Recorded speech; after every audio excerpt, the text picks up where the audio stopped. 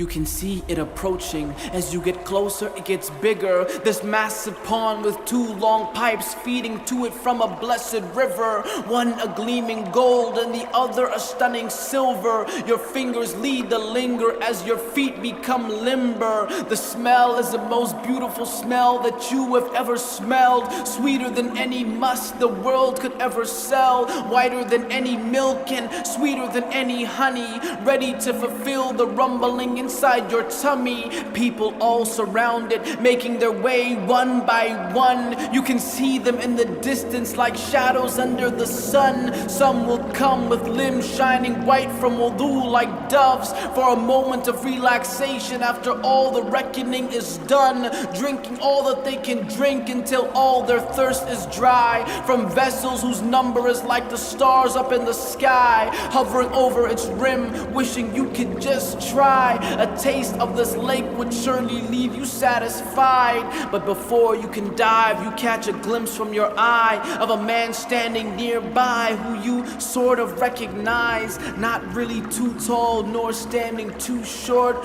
Loosely curled hair with splendid kneecaps and elbow joints. Not plump or chubby cheek, the type of person you would love to meet. Reddish skin with dark black eyes and long eyelashes that peaked. It is none other than Mohammed sallallahu alayhi wasallam, and you're standing by his feet.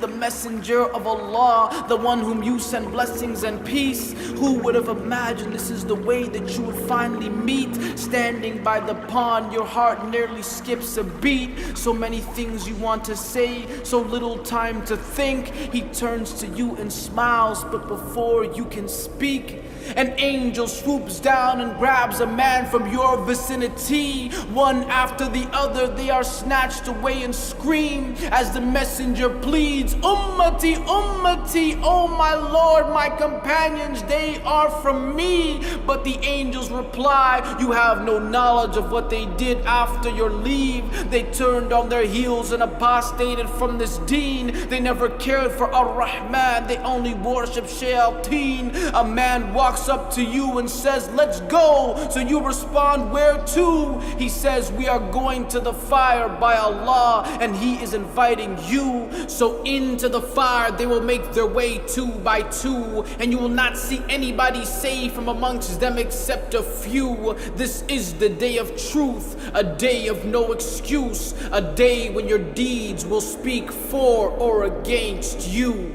بسم الله الرحمن الرحيم إنا أعطيناك الكوثر فصل لربك وانحر إن شانئك هو الأبتر.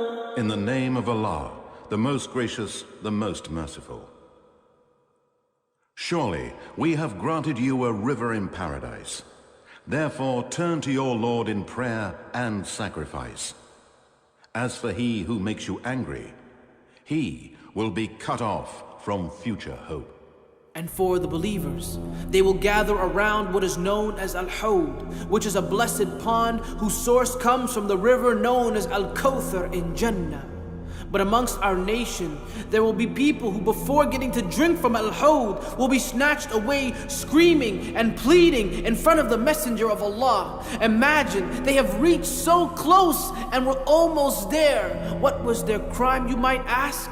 Some of the scholars explain these were the people who apostated from this deen or innovated something in the religion that went against the mainstream version of Islam. Finally, after the people have reached their reckoning and the judgment has concluded, at the end of this long and excruciating day, it is now time for the last phase, where people will be brought to the final place of gathering and given the glad tidings of their final home for eternity.